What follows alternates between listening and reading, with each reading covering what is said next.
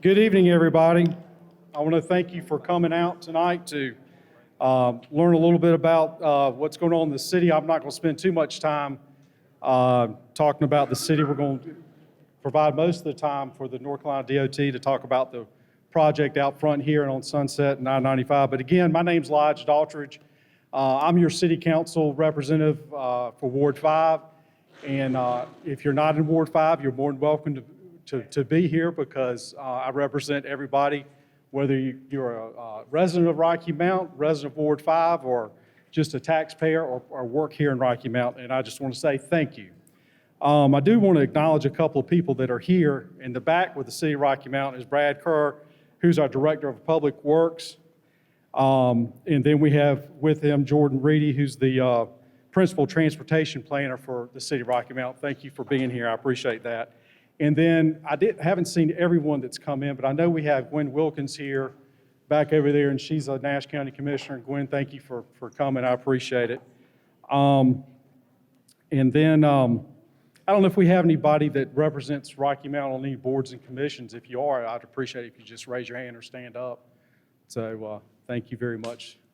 Appreciate it, everyone. So, but before we get started, someone brought to my attention, I didn't think about it, and I should have, but we recently, there was a death over here on the work site, and I'm sure everyone has read about it.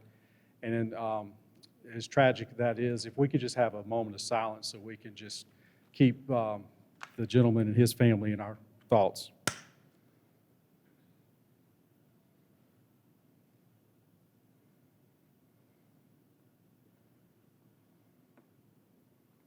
Thank you. Before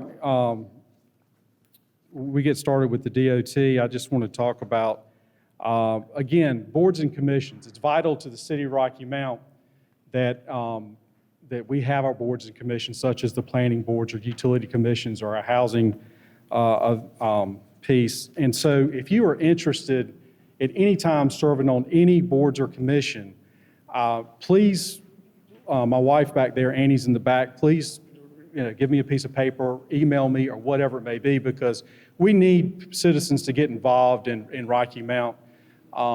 Too often we sit here and we either, if we like something, we don't typically talk about it, but if we don't like it, that's when we hear most about it.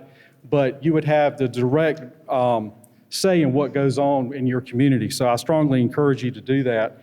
And right now in Ward 5, we do have openings on the Utility Service Review Board and the Workforce Housing Advisory Commission. So I would appreciate if you have an interest to let me know. Also, I did see that Nash County Commissioner Robbie Davis just came in, and Robbie, I appreciate you coming tonight. Oh, she is? Okay, and Sue Leggett, I didn't see her come in. I need to put my glasses on. So I appreciate it. Thank you. I just wanted, as everyone knows, Rochelle Small-Toney, our city manager, retired not too long ago. And thankfully, we have Peter Varney, who was a longtime assistant city manager in the city of Rocky Mount, and he stepped up to and agreed to come out of retirement to be our interim city manager. And right now, your city council is going through the search for our new city manager. And just to give you an update on that, April 1, the RFP for proposals for the consultant are going to go out. And then April 25th, we're going to select the consultant. And then the 16th of May, the recruitment begins. And then we'll start preliminary candidate reviews in June. And July 4th, we're going to have final interviews. And on the 11th, the final candidates and due diligence are going to take place. And then at the end of July, it's planned to announce the city manager. It's fast track for multiple reasons. And one is Peter can only work for so many days and make so much money due to retirement. So, but we're thankful that Peter has come back, and he's a hardworking person. And I appreciate him, and I know everybody down at the City Hall does, and if you get to see him, say thank you. Also, one of the last times I've touched with Ward 5, we were talking about the Ward 5 park study, and I reached out to Joel Dunn, our Director of Parks and Rec, to get an update on that. And hopefully we're going to have funds set aside in the upcoming 2013 CIP. And I feel confident that I can get support from my fellow City Council members. And then we'd have to approve that, and then once the new year starts, we would look to start the project, and a firm would come in and complete the feasibility study. And we're looking at probably doing a trail, a walking trail, a running trail, a biking trail, and that's exciting to me because ultimately, if you look at it, we could have a trail coming from Edgecombe County side of Rocky Mountain all the way through the Nash County side of Rocky Mountain, and possibly even up through to Nashville. And then if you think about it, if the stars align, we could even go up through Franklin and up to Wake County and go in with them, and I think that would be awesome. I also want to recognize our Mayor, Sandy Robertson. Thank you for coming, Mayor. I appreciate it. I think I overlooked you a few minutes ago, and I apologize. So, and pointing these people out, I want to be clear with you because everyone that I have mentioned, and I appreciate you being here, but they're the people who represent you. We work for you. So if you have any issues or you have any concerns or you have anything that you want us to hear, these are the people that need to hear it. And so just grab them after the meeting or get their numbers and reach out to them. So, and another thing that I want to make everyone aware about, if you're in a neighborhood and you have the need for a neighborhood organization, and that's a good way to disseminate information throughout the community, is if we can have the neighborhood form neighborhood associations, and then the City of Rocky Mount, if you would get in touch with either me or Archie Jones, we can help you form those neighborhood groups. So I would strongly encourage you to do that. Recently, in our last committee of the whole, one thing I want to touch on is crime, because crime touches everybody in here. And it's probably one of those, I know when Mayor Robertson was running for mayor, and even afterwards, he did a lot of polls, and it showed that crime was probably the #1 thing that everybody was concerned with. Well, crime, thankfully, we've got Chief Hassel coming in, and I think we had a report, and a lot of our crime is down. We are up in some areas, but you know, we're down in the areas of murder, rape, commercial robbery, aggravated assault is down 40% year over year, and commercial and residential breaking and enterings. We do have a few increases in some areas such as larceny, but we're working on that. And part of that is each one of us needs to help reduce that. So if we could lock our doors in our cars and keep valuables hidden, that would be helpful. So that's all I really wanted to talk about. Oh, and one thing about the crime is hopefully everyone's aware of an app that the City of Rocky Mount we purchased in the police department and the fire department are using. It's what's called Atlas One. If you've got an iPhone or an Android device, just go to your app store and you can download Atlas One. You can put in your information. You can correspond with the police department anonymously if you'd like. You can be made aware of crime or accidents in the area. I signed up for it, and it's you know, we've just started this within about 2 months, Sandy, about 2 months. So we're still getting it and getting the kinks out, but I think it's a useful tool. So what everybody's here about is to listen to what's going on out here at Sunset 95 and Carriage Road. And what I want to do is introduce Melvin Mitchell, who's our current DOT board member, but I also want to recognize Gus Tullis back there in his famous black hat, but Gus is here, and he was our former DOT board member. But Melvin Mitchell joined the North Carolina Board of Transportation in August of 2020. He represents Division 4, and I didn't realize what Division 4 comprised of. It's Edgecombe, Halifax, Johnson, Nash, Wayne, and Wilson counties. That's a lot of territory you cover, Mr. Mitchell. Mr. Mitchell, I'm sure many of you know him. He's a successful local businessman. He serves on several boards, including the hospital board and I think Providence Bank. He's a resident of Rocky Mount, and he lives in Ward 5. He's actually a neighbor of mine, and he lives with his wife, Laura, and I know they've got 2 daughters and 3 grandchildren. So we're going to turn it over to Mr. Mitchell, and he's going to introduce the folks from DOT. So Mr. Mitchell, thank you for coming. I appreciate you getting this all together. Thank you so much. Good evening. I am Melvin Mitchell, and I represent this area, which is Division 4 on the North Carolina Board of Transportation. I'd like to thank Councilman Daughtridge for inviting me here this afternoon. It's great to see such a large turnout. There's been a lot of question concerning the construction project on Sunset Avenue and Eastern Avenue. We're here to give you a better understanding of the project. I would like to introduce our speaker this afternoon, Kim Moore. You mind raise your hand, Kim, so they see who you are? Thank you. Residence engineer in Nashville Construction Office. Kim is responsible for administering the Eastern Avenue, Sunset Avenue widening project, including the new interchange at I-95. She will also oversee the Old Carriage Road widening project from north of US 64 to Sunset Avenue. Kim oversees other construction projects in our division, primarily in Nash and Wilson counties. Also in attendance is Corey McLam. Corey, Division Construction Engineer, Division 4. Oversee the construction programs for our 6 counties, Halifax, Nash, Edgecombe, Wilson, Wayne, and Johnston. Also we have with us Nick Winter. Nick is Assistant Residence Engineer on the Old Carriage Road project. You know, I tell you, Division 4 is very fortunate to have good leadership.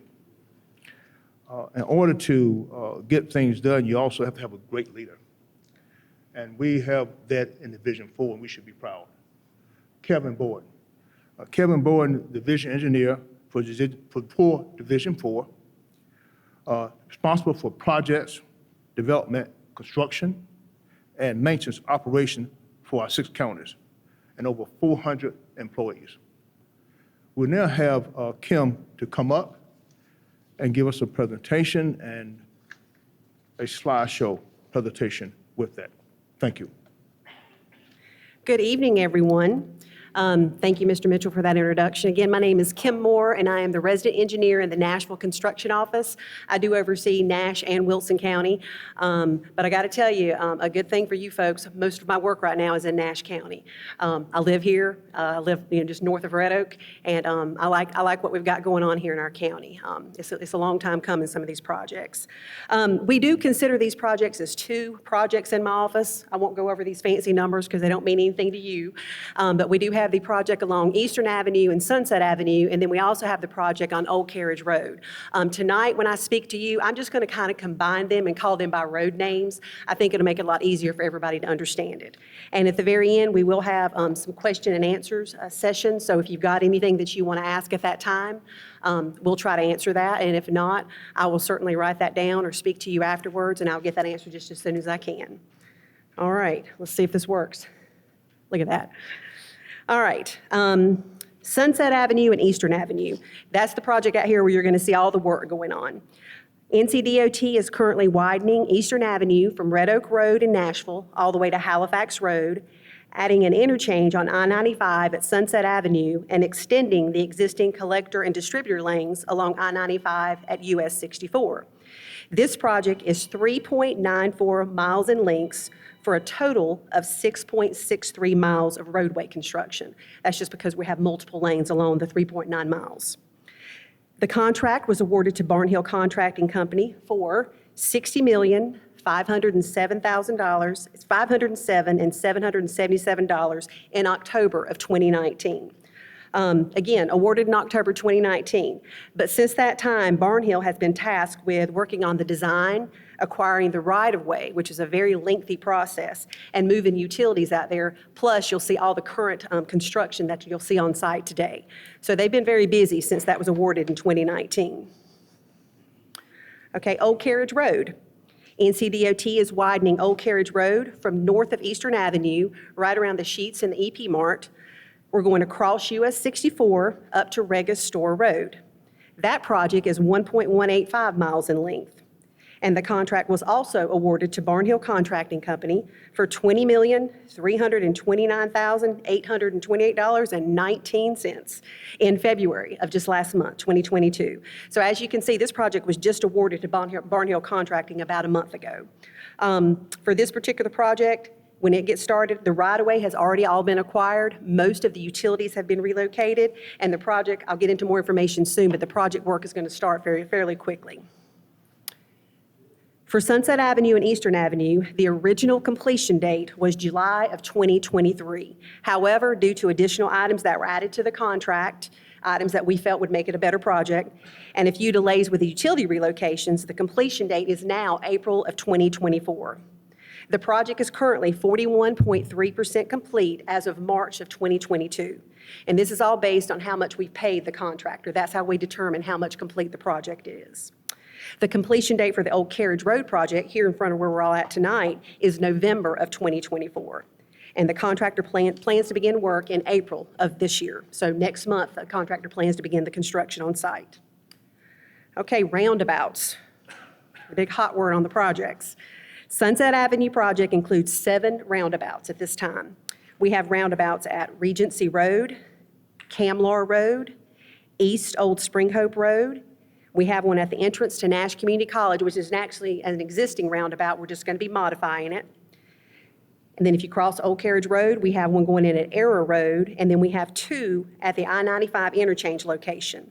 And all of these roundabouts are going to include lighting on them. The lighting is something that helps make it visible at night, and it just gives drivers just a clear view of how the roundabout actually functions. So it's more of a safety concern. All right, after hearing concerns from the public a couple of months ago about the function of the interchange at Old Carriage Road and Eastern Avenue, DOT has now decided to add an additional roundabout on the south side of Old Carriage Road. It's just to improve the function of the intersection itself, and now we will have a roundabout at all 4 quadrants for the intersection of Old Carriage Road and Eastern Avenue. So if you can see where the red arrow is pointing, the new roundabout, which will be the 8th roundabout, is going to be located at Morning Glory Way. All right, this is a preliminary. Oh. Can we hold up the questions until the end, sir, please? Okay. I didn't hear. Sir, ma'am? Did he have a? Do you want to wait till the end? If we could wait to the end, because I may answer your question as we get to it, and if not, I'll certainly answer it at the end, if that's okay. Thank you. Okay, thank you. All right, I'd like to point out that this is a preliminary design for the roundabout that you see in location. So everything you see, obviously the colored lines is all preliminary, but it does show you the general area of where this new roundabout is going to be located. You know, if you attended any of our early public meetings, this would be information that you wouldn't have seen, because at the time that you attended those meetings, this wasn't something that was actually located on the projects. And one of the goals, well, we have many goals, but one of the goals whenever we're designing this roundabout is to not impact the existing homes that are on site, whether it be the parcel that you see to the south or the parcels for the subdivision of that location. So that is one of the things that we have tasked the designers with, is to try to make this a functional roundabout that serves its purpose with the least amount of impact to the property owners. And if you take a look at where the actual circle is, it actually pushes the roadway away from the subdivision a little bit. So it kind of actually, you know, helps in some matters as far as that goes. Okay, getting back to roundabouts. The Old Carriage Road project consists of 4 roundabouts. We have a roundabout going right up here as you go into the parking lot, up heading south, at the secondary entrance of Nash Community College, to the south of the main entrance that you all probably enter tonight. We have roundabouts going in at the intersection of Old Carriage, a roundabout going in at the intersection of Old Carriage Road and Registore Road, and we have 2 roundabouts going in at the US 64 interchange, just to the north of where we're all sitting. You'll have 1 roundabout on the on-off ramp on each side, on the east and west side. And again, all these roundabouts will include lighting to increase the safety of them. Okay. To show you a little bit, because obviously I don't have pictures of construction out here on site because we haven't done a lot of work yet. The main thing that we've done so far is we've done the clearing for the project and we've moved utilities, but you obviously haven't seen a lot of construction work on the Old Carriage Road portion yet. But I wanted to show you a couple of the areas of the roundabout. This is the roundabout at Nash Community College and Old Carriage Road. As you can see, it's at the secondary, what I call the secondary entrance to the college, and the main entrance to the college does not have a roundabout. You'll see it's got a right in and a right out. And I know that may be kind of hard to read, but I'm hoping you can understand what it's looking at. So that's the location of one of the roundabouts. Okay, and now we have the roundabouts at US 64 and Old Carriage Road. So as you can see, if you're traveling, east to west on US 64 and you exit off onto Old Carriage Road, you can see the roundabouts that you'll encounter on both sides of those. Okay, traffic will be maintained on the existing bridge that we have over here on Old Carriage Road during construction. So I don't want anybody to think that we're going to be shutting down that bridge while we are constructing the new bridge. Traffic will remain in place. That's a big benefit because it shouldn't affect your daily commute if you're going through there.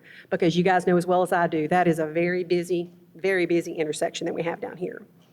The new bridge, which you can't tell from looking at this, but the new bridge is going to be located on the east or the Rocky Mount side of where the existing bridge is, to give you an idea of where that's going to be at. And you can also see on this project, if you look to the north of it, so it would be on the side of the screen closest to me, you can see where the roadway shifts over to the east, and it's going to tie back in. Kind of shows you that area where we're having to shift back in. It will tie back into the existing lanes as it nears Registor Road. Okay, and this is the location of the last roundabout on the Old Carriage Road portion. This is the roundabout at Registor Road.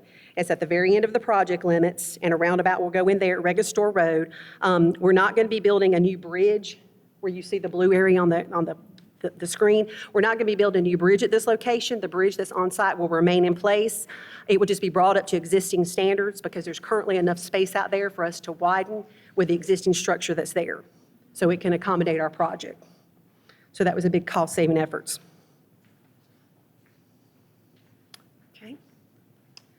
Okay, roundabouts. When it comes to roundabouts, the public tends to either like them or they don't like them. Everybody has their opinions about roundabouts. But just know that when DOT, we take our design processes very seriously. And when we implement these roundabouts into our design, they're installed for safety reasons and for traffic calming purposes.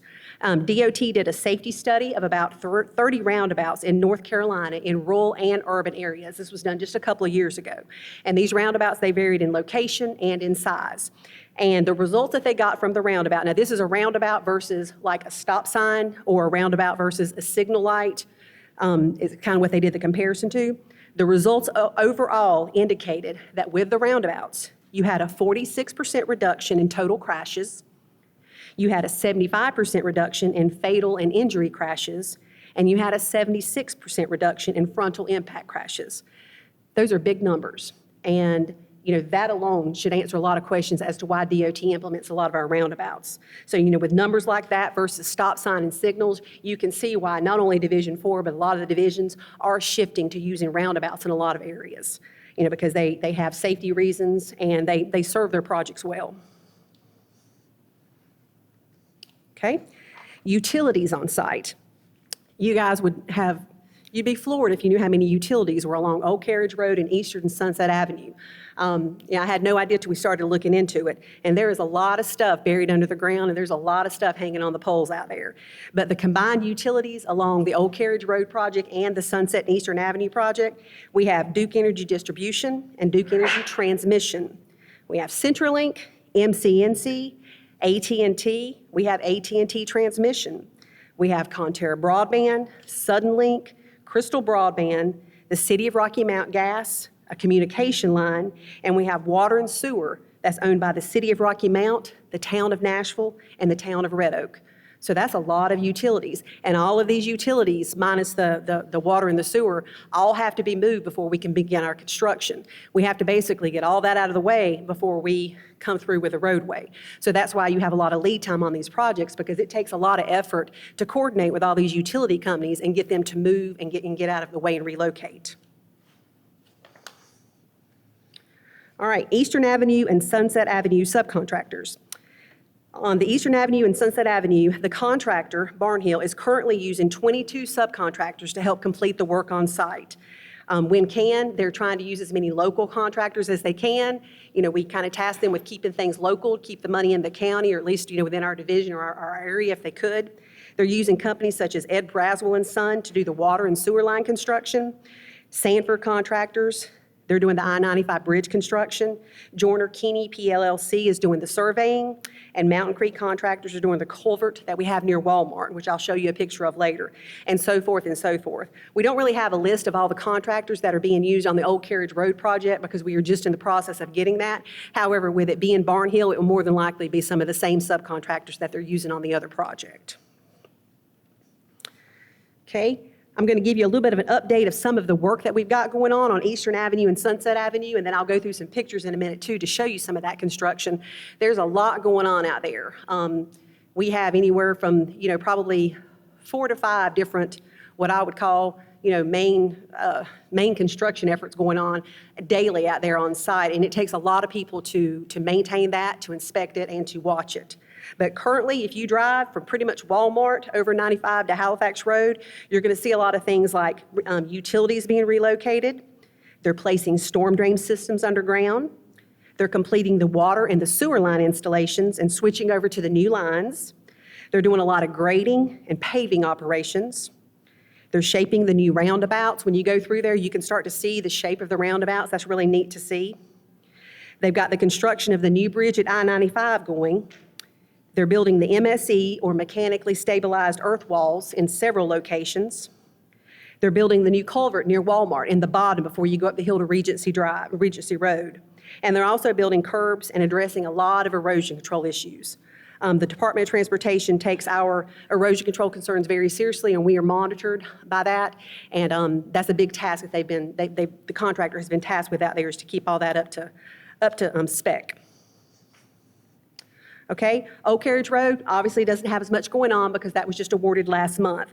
But some of the current and upcoming work that you're going to see on site, most of the utilities have been relocated on site. I believe we have one remaining fiber line that we have to shift over to the new poles. The contractor will begin installing traffic control devices pretty soon. You're going to start seeing that. And they're going to begin with the water and sewer line installations and minor grading operations pretty soon. The new bridge construction up here that I was speaking of, you're going to start seeing that happen this summer sometime. I spoke with a contractor before we had this meeting, and he said that he thinks they're possibly going to begin that in June. So we should start seeing some of that activity coming up in June. All right. With big projects like these, I mean, if you think about it, that's over $80 million worth of work within a stone's throw of where we're all sitting right now. That's a lot of money, and that's a lot of work. But with these big projects like this, there are always a lot of growing pains when you're doing these big construction jobs. But our office has tried to be focused on maintaining a positive relationship with the citizens and the business owners, especially those that are directly impacted by the project.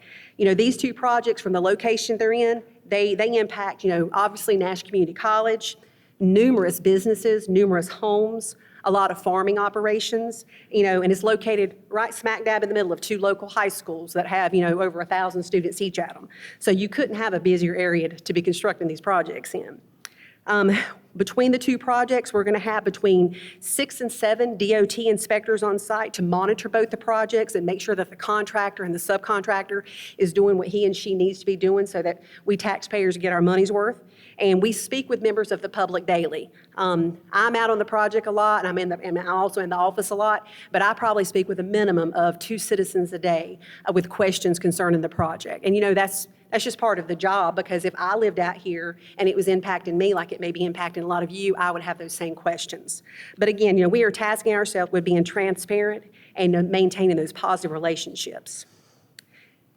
Next, I'm going to go through just a few slides, and then we'll wrap it up, but just a few slides showing you some of the construction that's going on the Sunset and Eastern Avenue project. Now, these are obviously aerial shots. They're going to start, this is the Walmart. So we're going to start at Walmart in Nashville, and we're going to go all the way over 95 and go to Halifax Road, and you can just kind of get a feel for the work. And as we're going through the slides, you can kind of start looking down the slide, and you can see the path that the roadway is going to take. So here you have your beginning at Eastern Avenue at the Walmart location. You can see over on the bottom part of the screen next to the Wendy's area. We get a lot of questions about this. This is the area that the contractor is stockpiling material in. So we're not necessarily doing something in that vacant lot right there. That's just where the contractor is stockpiling a lot of their material. Okay, if you shift just a little bit on up the road, we're pretty much at the edge of the Walmart and at the Autumn Care Nursing Home area. I know it may be hard to tell, but this is the location where I was saying that there's a culvert at, and Mountain Creek has, they're finishing up with the culvert extension at the bottom before you go up the hill to Regency Road. Once they get that piece of the culvert completed, traffic will shift over to the north side, and the contractor will be able to work on the south side of the road. Okay? Up the hill just a little bit, and now we are at Regency Drive. This is the location of one of our first roundabouts. So you're going to have a roundabout going in at the entrance to that subdivision. Okay. On up the hill just a little bit, and now we're along that straightaway. If you look all the way at the end of the project, you can be at the John Deere dealership. So that kind of gives you an idea of what you're looking at way down at the end of the screen. So you can kind of start seeing where the contractor has widened. He started a little bit of his paving operations and all this along the north-hand side. Again, once they're able to put that in place, traffic will shift over to the north, and the contractor will do the upgrades and everything that he needs to do on the south side of the project. Okay, still going down the road. Kind of the same stuff. I know you can't see it from here, but there are a lot of utilities. We also get a lot of questions. Do you see the dirt road that's going off to the far side of the screen there with the traffic on it? We get a lot of calls in our office about what's going on there. People think that something's being built back there, want to know what's coming in Asheville, et cetera, et cetera. This is a borrow and waste pit location. This is an area that is privately owned, and the contractor has worked it out with the landowner about borrowing basically dirt material from the project that they're using on other various parts of the location. So if you see a lot of traffic going in and out of there, that's what that is. That's one of our waste and borrow pits, and we do have 2 on this project.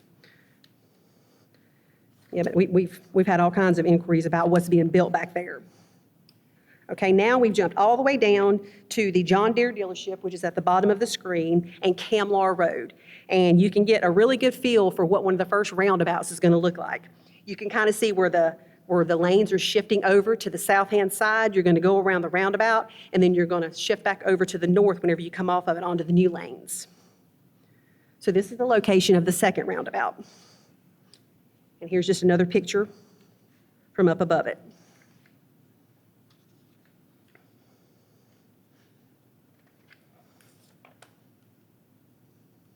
Okay.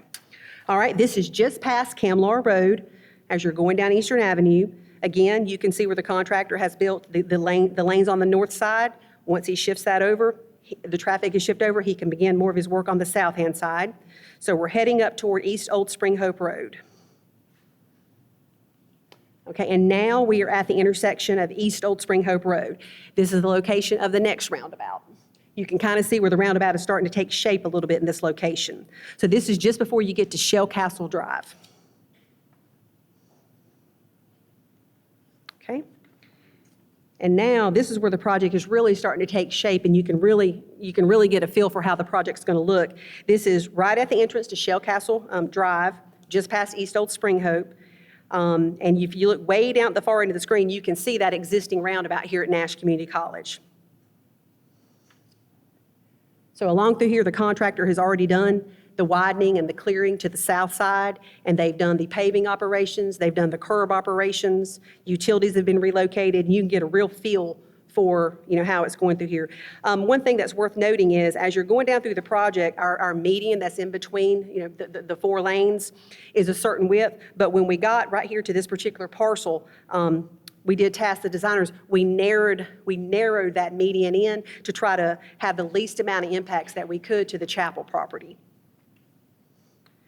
And it's kind of hard to tell from here, but once it gets paved, you'll really be able to tell it, how that median narrows through there. Okay, now we're down at Nash Community College at the existing roundabout. Again, that one's going to stay in place. We're just going to modify it to fit this project. Okay, and now we are at the intersection where you have the Sheets, EP Mart, and the Hardys, and the vacant lot. Pretty much the only work that's gone on this location is a lot of clearing and grubbing efforts, and we have a lot of utilities that have been relocated. Plus, you've got water and sewer work that has been done along this area also. Okay, going on past that, we're now past where the Coates Veterinarian office is, and this is at the entrance to Arrow Road. There's another roundabout going in at this location, and you can start to see where it's taking shape.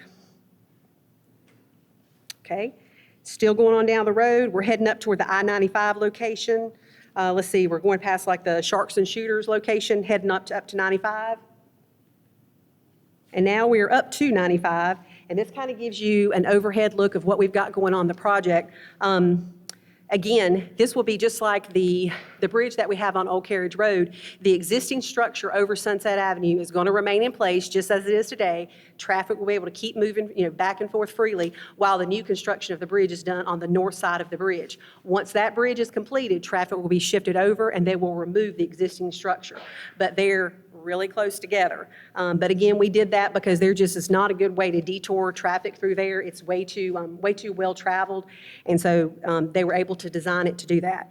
It's going to be a big deal for this area once we get to this part of the project because, you've not been able to get off I-95 at this location. You've had to go south or you had to go up to 64 and kind of detour around. So once this is opened up right here, it's going to open up a whole world for Nashville and Rocky Mount.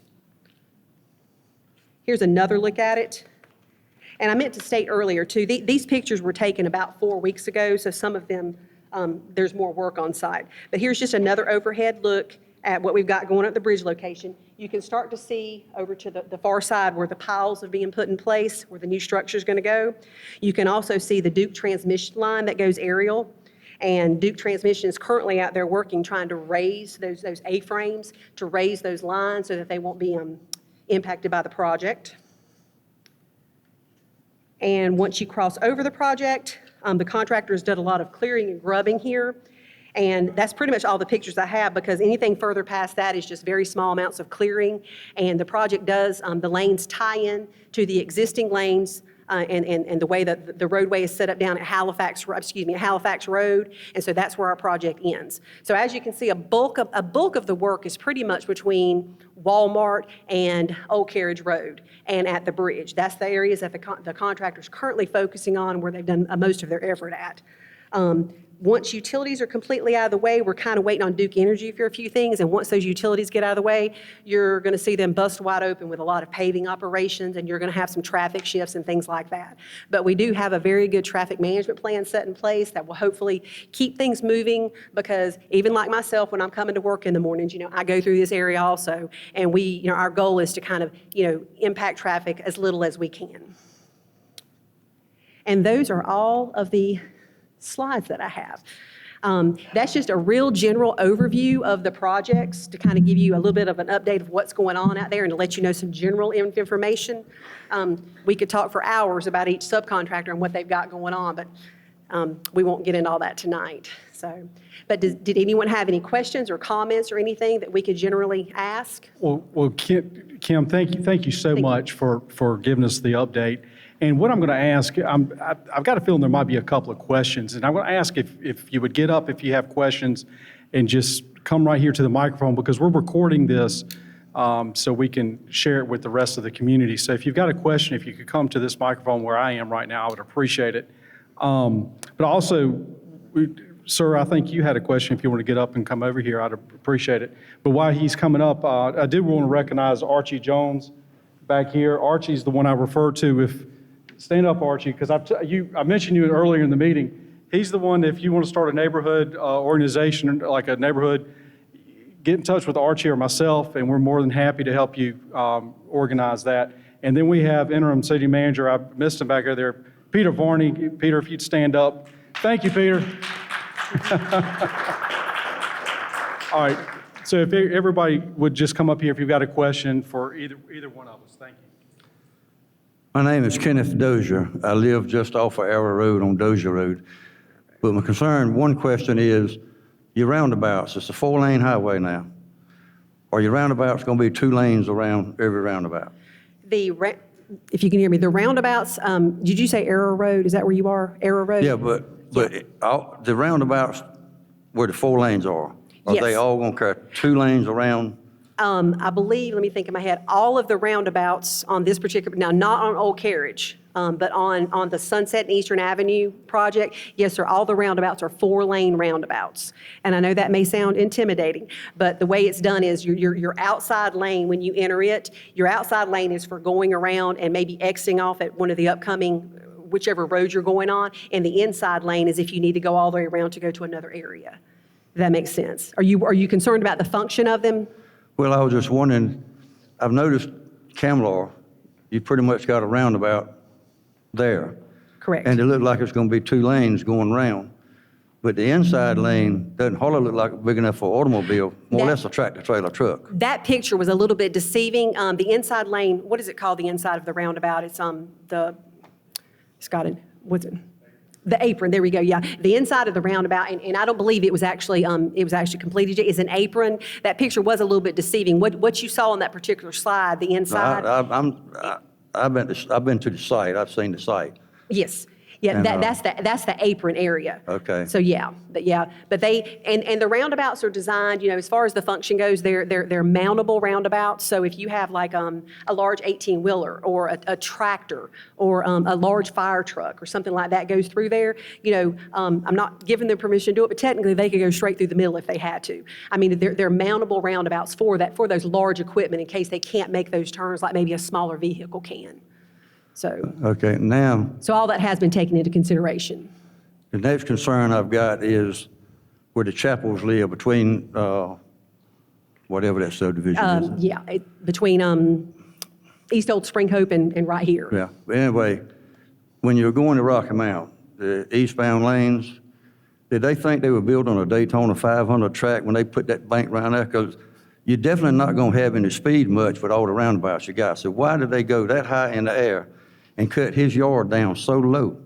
Why didn't they just keep the plane that was existing? I'm going to be upfront with you. I'm in construction, not design. So I would have to defer to one of our designers. But Well, I'd be glad to know there's sensibility about it, because Yeah, it looks like me, an idiotic It does look thing. a little, I didn't mean to interrupt you. It does look a little odd out there right now because you've got one lane that has been raised and the other lane is on the existing roadway. And you're right, when you're driving through there, it's kind of like this at this moment.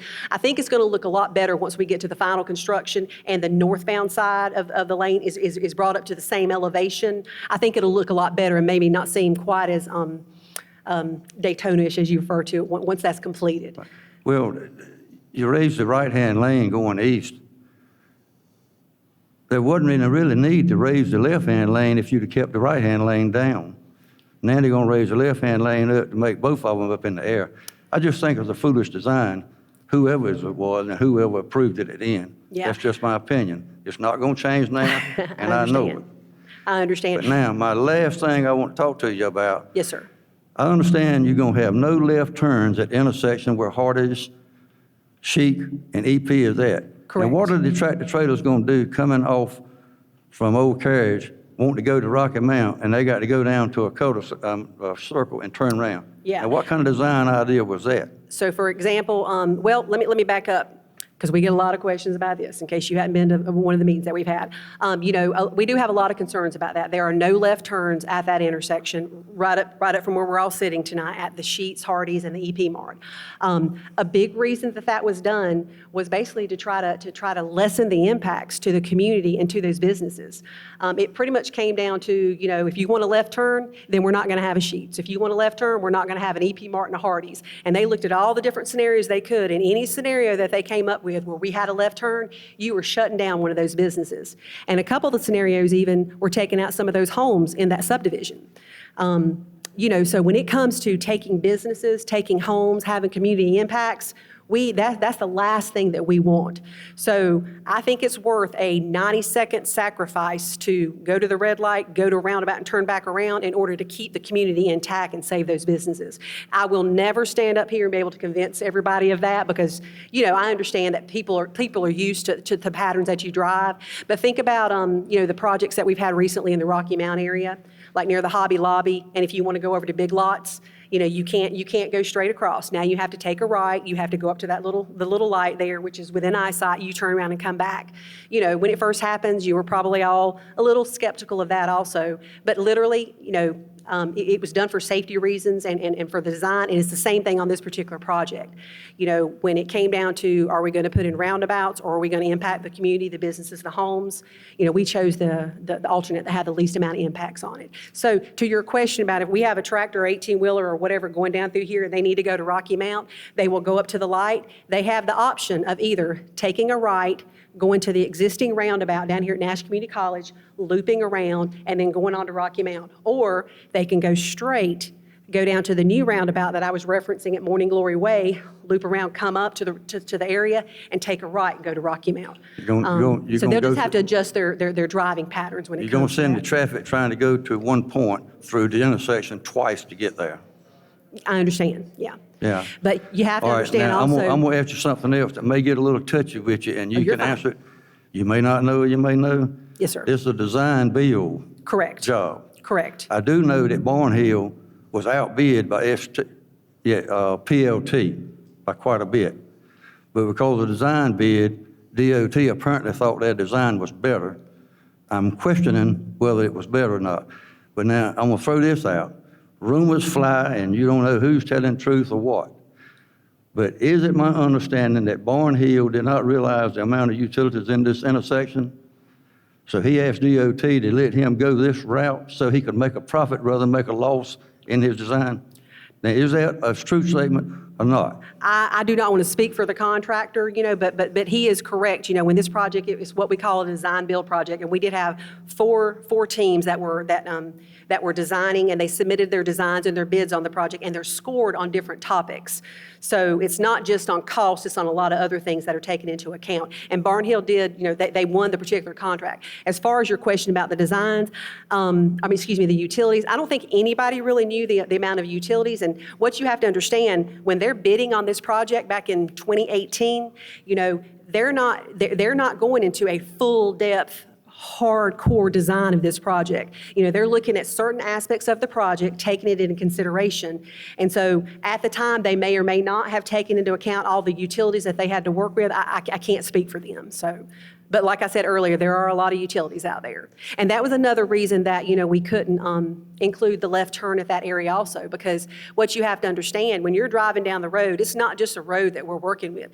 DOT has to buy right-of-way to fit all those utilities in. They don't go in your yard. They go in our yard, DOT's yard, if you want to call it that. So, with all the utilities that we had over there, we started encroaching on gas pumps, on gas canopies, on retention ponds. We were taking parking spaces, and you get into Sheets and you start taking gas pumps and canopies, or the EP Mart, or even the Hardee's, you're shutting the business down. And so that's why we had to keep it off of those areas, and we were kind of keeping it in the same footprint that we have out there. All right, the original design that Barnhill submitted in this intersection, after they got into the project and were awarded the bid, Correct. they changed that design to accommodate these utilities located out there? They did change some of their design, probably from what some of you guys saw at the public meeting, but once again, that was all a preliminary design. I'm not going to stand here and say that the other three design teams didn't have the exact same design.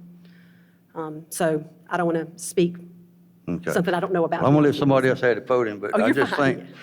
think somebody in this thing is doing things under the screen that we, the citizens, do not know about, that we might need to know about. I understand your Because concern. If as citizens find out that Barnhill is allowed to do this so he can make a profit line, then everybody in this neighborhood needs to sue the state of North Carolina I understand. to the limit. If it makes you feel any better, I am so hard on Barnhill, I'm not one of their friends at times. You ain't hard so- enough to leave the intersection like that. And what I mean by that is, I am tasked with keeping them within the scope of work that they have and keeping them within the limits of what they have told us they were going to do on the project. So, thank you, sir. Yes, ma'am. So I may have just missed something, but I have been involved in a lot of these meetings because of where I live. Yes, ma'am. So when was this decision made to change this intersection right here? From having a left turn to no left turns, Yes. when would you say that was? 2020?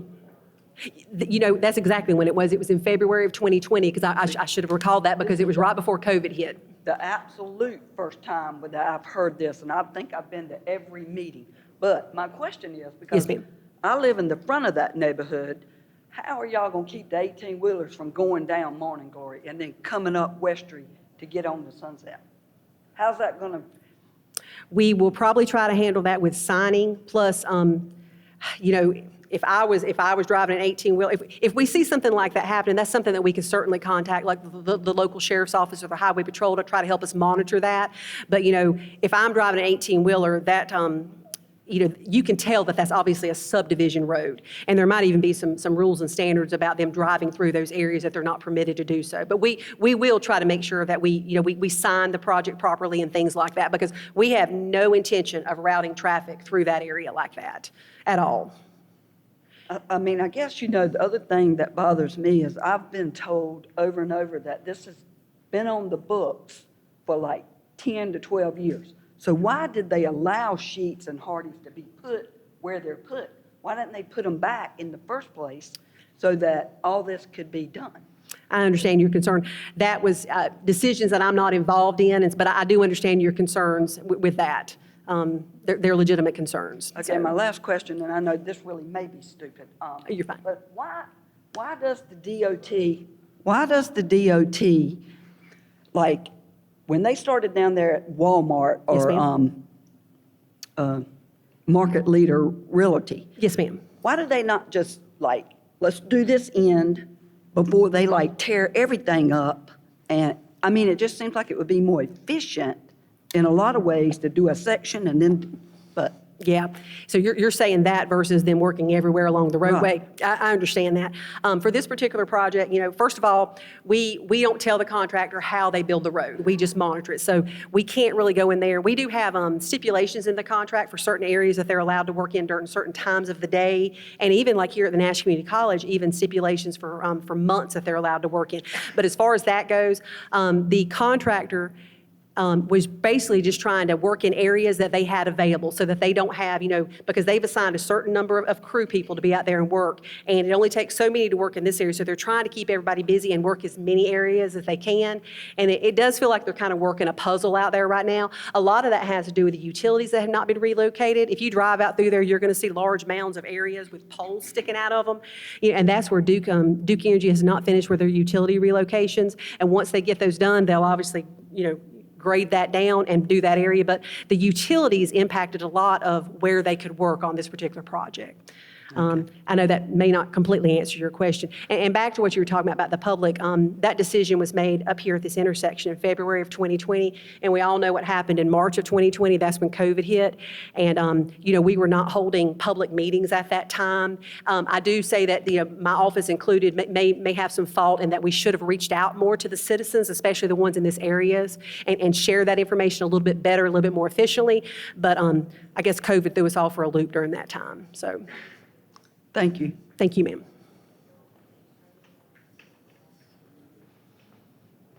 Hi, my name's Joe Bell, Hey, Mr. Bell. and you speak of losing the Sheets, losing the Hardee's, and losing the EP Mark. Correct. I own the vacant corner. It's up here.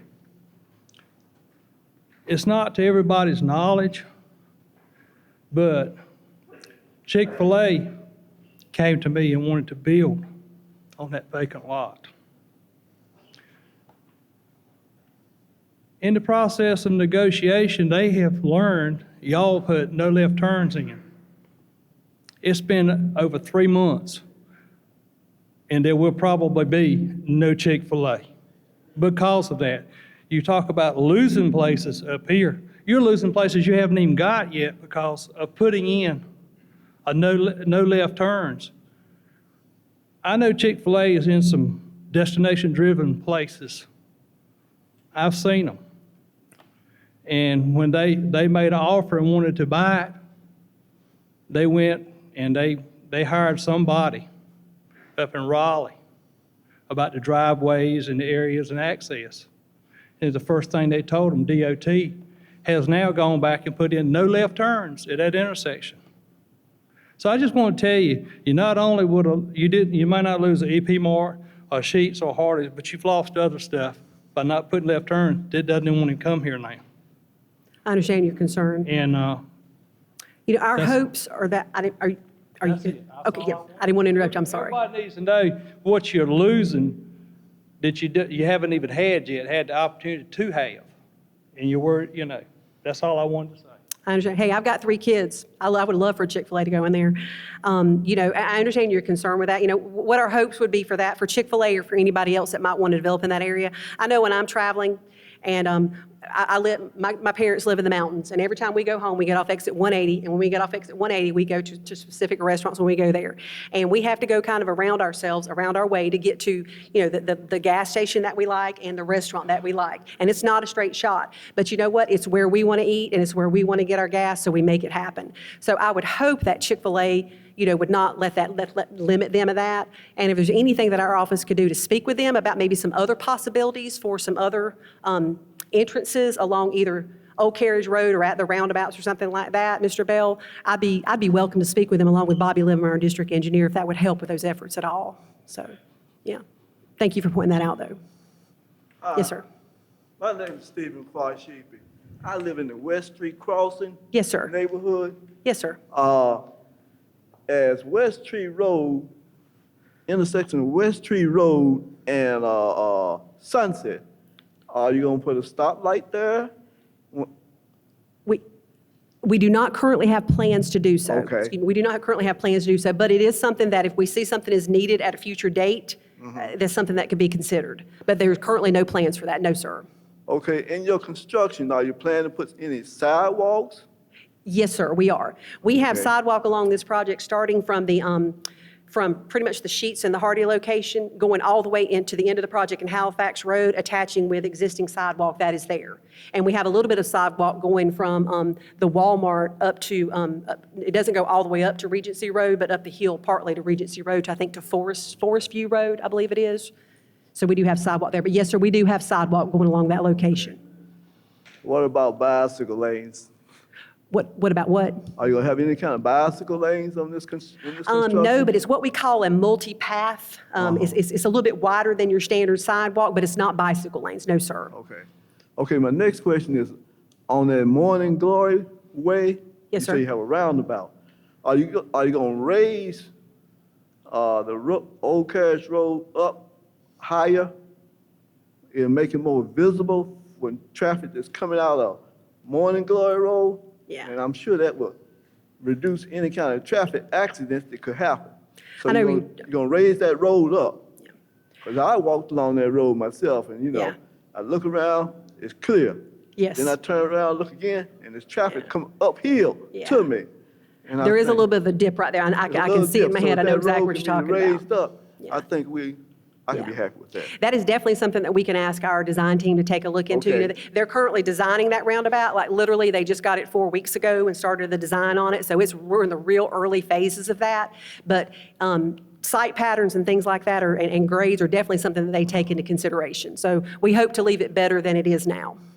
And the last one, along Old Carriage Road by the college, are you gonna try to include some sidewalks so when persons are walking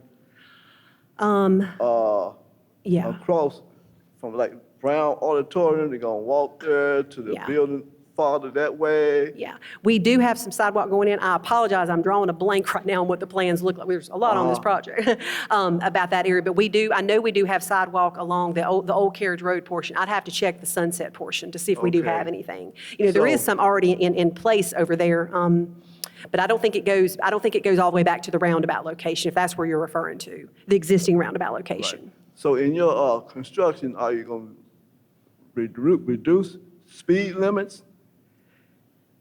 Are we reducing the speed limits? Yeah, will you? I was thinking about, because okay, when you're coming from Walmart, going back here toward Rocky Mountain, I think we consider that a highway? Is that a highway? Yes, sir, yeah. Okay, I believe the existing speed limit from Walmart up to the Old Carriage, I believe, is 55 now, and then I believe once you cross over, it turns to 45. Is that correct? Okay, yeah. so are you gonna reduce that? It won't be reduced, I know, from Old Carriage up to, to the end of the project on Halifax Road, and I believe, does it stay 55? Corey, do you recall? Again, I'm so sorry, there's just, is it? Yeah, I would think so with all the roundabouts. It will likely be lowered to 45, So with no roundabout, it's gonna have to slow the traffic down Yeah, some. and that is one of the things that the roundabouts are designed to, Right. designed to do. It's designed to slow traffic down a little bit when they go through those intersections so that everybody can safely get to the quadrant that they need to. We have to be sure that the signs are posted, speed limit signs are posted. Yeah. So when you come from 55 to 45, well, we'll easily see that. Yeah, I totally agree with you on that. We've got a huge signing plan on this particular project. I mean, we've got, when people are getting off 64 and they need to go to a certain way, and even when people are getting off I-95, signing is a very big part of this project because it is going to take a while for people to know how to get there, especially people who may not travel in our area regularly. So, Okay. thank you, That's all sir. the questions I have right now. Okay, thank you, sir. Thank you. Thank you. Yes, ma'am.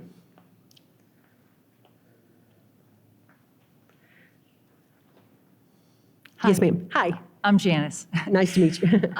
Well, first, I'd like to say thank you for saying that you're going to put lighting at the roundabouts. I think Yes. that's extremely a good idea. Yes. I've got just two questions. Yes, ma'am. One is, are you going to have some type of lighting at other places besides the roundabouts? Because it would really be nice to be able to see, on the path down Eastern or Old Yes. Carriage Road, where it's pitch black now. Yeah, there is some lighting going in along the project, not the whole length of the project, but we do have some lighting like up here at the intersection where we're talking about the Sheets and Hardee's. We have some lighting going on there.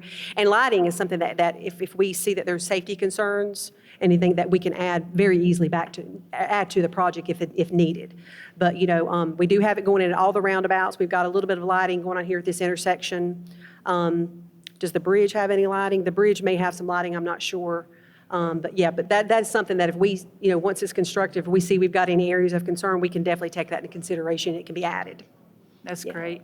Yes, ma'am. And my second question is, with Old Carriage Road, when you're heading towards Red Oak, and you're at that traffic light where it's Regis Store Road, Green Hills Road. Yes, ma'am. And Old Carriage, I'm assuming that's where the roundabout's going to be? Yes, ma'am. And that is a single lane roundabout going there. Yes, ma'am. Okay. Yes, so the red light will go away. Okay.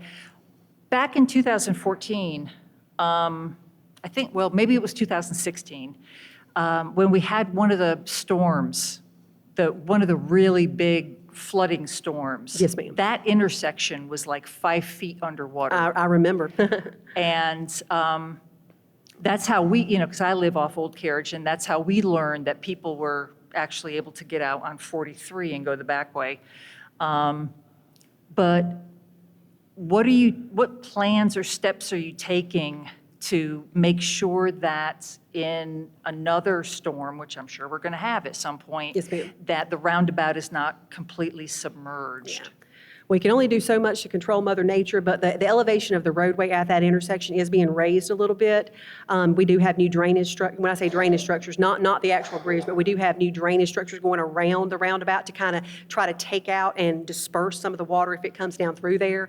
So hopefully between the elevations and the drainage structures that we're going to be installing, it will, try to take some of that water when it's coming on the site and direct it offsite as quickly as possible. Now, if we get a 100-year storm, that may or may not work because you kind of can only plan for a certain amount. But the designers did take things like that into consideration because they realized that was a low elevation area. Okay, thank you. You're very welcome. So,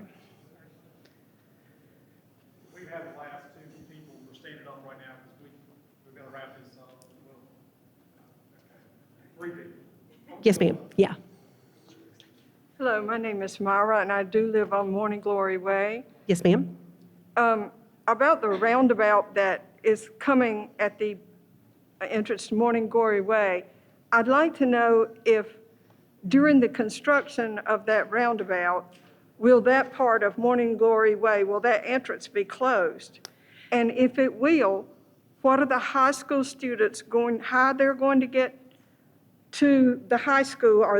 There's only 3 entrances into Westry Crossing right now where Yes, there are ma'am. over 700 homes. Yeah, I know there's a lot back And there. if we have an ambulance or a fire truck or a school bus to come into our neighborhood, how are they going to get out safely if one of our entrances is blocked? And all those students, how are they going to get back to their homes. Yeah. If during the construction process, that is blocked. Yes, ma'am, I can answer that for you. Again, the roundabout is still currently being designed, but the roundabout is going to be offset from the existing roadway that's out there. So it will be our intention through our traffic management plan to keep that roadway and Morning Glory open. And a lot of times, the contractor can construct almost the whole roundabout and get right up to the tie-ins, and then they'll have to do like maybe a half-day lane closure or something like that to do those tie-ins to the existing South Old Carriage Road.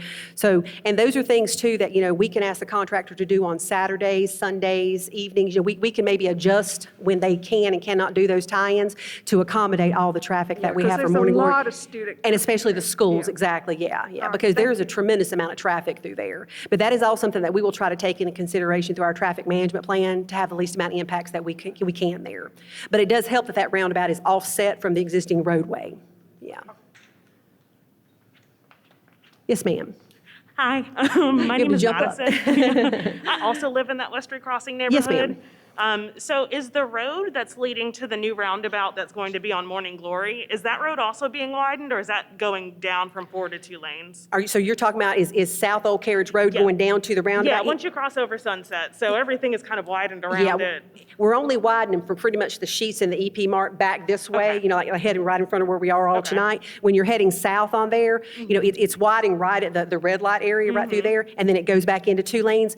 Our current design plan is to keep it as 2 lanes. We Okay. don't have any anticipations of widening that through there because you get into a lot more impacts when you get down through there, Yeah. and it could possibly impact the properties on the left and the right, and we have no intentions of doing that at this time. Yeah. Thank you. So, yes, sir. Hey, how you doing? Doing good. I'm a business owner and a property owner on Sunset, Yes, sir. and I saw and I won't gonna speak at all until I saw your slide about taxpayers being concerns being met. Yes, I just sir. want to let you know right now that the Barn Hill Build As You Go project is not happening that way. Yeah. I was notified by one lady. I told her, no, you're not coming into my property. The next thing I got was served from a judge saying they took the property. So what you're doing on this project, at least to my section, Yes, sir. is no different than what Russia's doing to Ukraine. You're taking my property with no input. So this build design, as it's faster and y'all are getting more accomplished, I understand that, but you're not meeting with the landowners or the business owners in there and finding out what their concerns and what they're allowing, what they're not allowing. So you essentially stole my property to build your road without any input from me whatsoever. Now I'm fighting with the state of what they want to pay for it. And I'm not going to get into pay here, but Yep. your slide said that your concern was taxpayers. And under Barn Hill controlling it, it's not. I was not asked a single question. As far as building to what he said, future stuff coming, I had future plans that I set back in 2012. You didn't start this roadway project building or designing till 2018. Yes, sir. So my plans should supersede your plans, but they haven't. Yeah. You stole my land, you took it, you're doing what you want to do.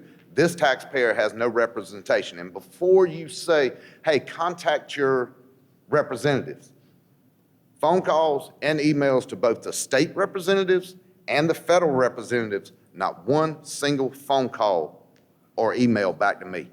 So I have no representation, but yet I have to pay thousands and thousands of dollars in taxes every year. Not one single person talked to me about it. I do apologize. That's what's happening with the design build project.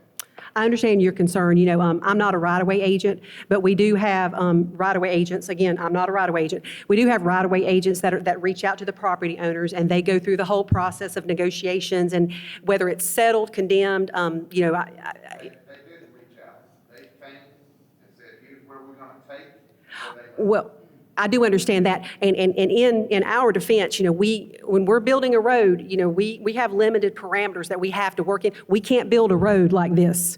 It's got to be a road. And again, I say that when, where I live, they've widened the road where I'm at, and so I understand a little bit of your pain.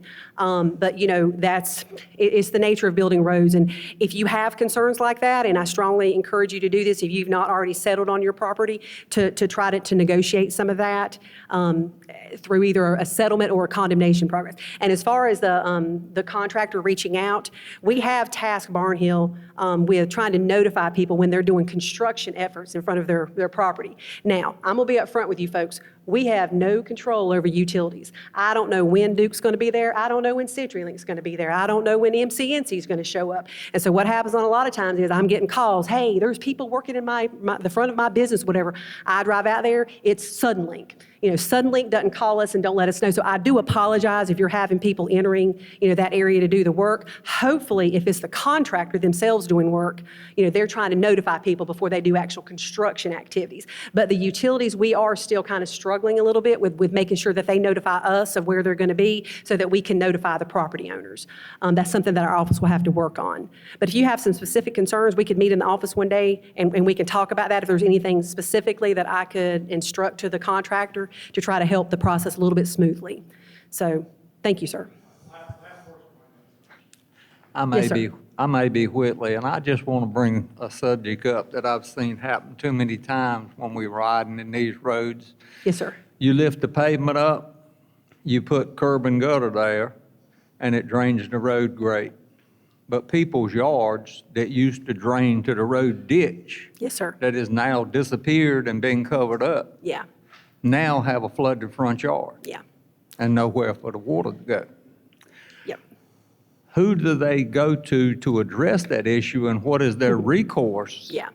as to, getting their drainage back like it should be? Because Easenburg, that area in there is flat as a pancake and a lot of it and wet. Yes, sir. So if you pick the road up higher and put your pipes up higher than the existing road ditches, then we got a major problem for the individual landowner. I agree. And that needs to be addressed. Yeah, we will have to, we've tried to address a lot of that within our design, and with the roadway having the curbing along the side, that curbing is designed to keep that water on the road and drain it into the drainage inlets and to take it wherever it needs to go and to specific pipes for outlets. But we've already had to fix a few areas where we've had situations like what you're talking about, where we impacted particular properties and we noticed that water would start standing when it wasn't before. But especially anybody in this room, if you have a property where, where it's changed the drainage effects in your yard, if you'll just bring that to our office's attention, or any of the DOT or Barnhill trucks that you see out there, that's definitely something we can take a look at, because our intentions with this project is to make this a better thing for the community, and we definitely don't want to impact Yeah. anybody's It's not yards or just- business more than we need It's not to. just front yards too, it's fields and crop fields at times that have always drained to the road ditch Yeah. there, and now the road ditch has disappeared. Yeah, and I hope that our project accommodates all that. If you drive up and down through there right now, you'll see even some of the temporary erosion control measures that we have on site that's kind of holding and containing the water. We're even doing temporary measures to control that until we get the final ditch and pipe system in place that will ultimately control all that. But yeah, I'm hoping our design takes care of all that. And if it doesn't, we will certainly take a look at it, so.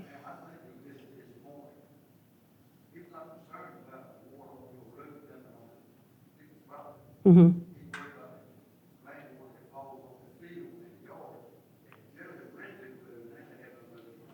It should be directed into the roadway ditches, and then it can go left or right from there, yeah. All that was taken into consideration whenever the design was done. In my opinion, from the drainage system that I've seen out there, and this is just my opinion from what I can see on paper, now again, it's on paper, we're gonna have a better system out there afterwards than we have before, because you are right, we've got a lot of flat areas out there that don't really even have ditches, and we're putting in, 3 and 4 foot ditches to accommodate the drainage that you have coming off of farm fields and things like that, and the roadway, and directing it, either east or west. So, it's a fluid project. If we see things that need correcting, we're out there, we're already correcting them. We're adding things, taking away things, so we're trying to correct things as we go, so. Regency? Yes, ma'am.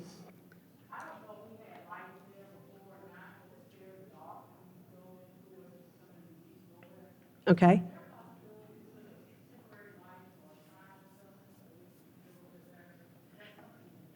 Are you talking about like during the construction phase? Or?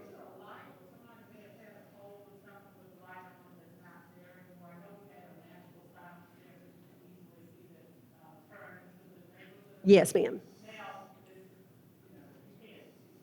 So like say, when you're coming from the Walmart and you're going up the hill, it's kind of hard to know when you're supposed to turn left. Is that what you're saying? Gotcha. Or right coming the other way, yeah. That's definitely something we can look at. I don't know what the final signing plans are there, but I'll take that into consideration.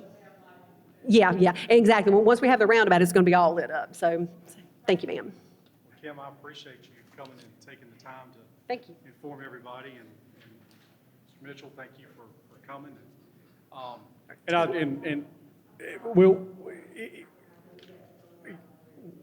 Well, we're going to get kicked out. We're not going to close out. We're going to get kicked out.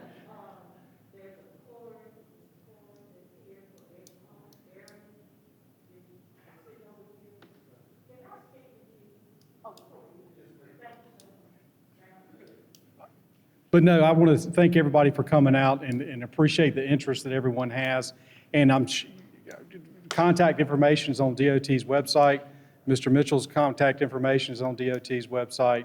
And you can get in touch with any of us, and we'll certainly direct your questions to them if you can't find them. But thank you so much for coming out. And if you've got any questions about the City of Rocky Mount, please call me, and I appreciate you coming out. Thank you.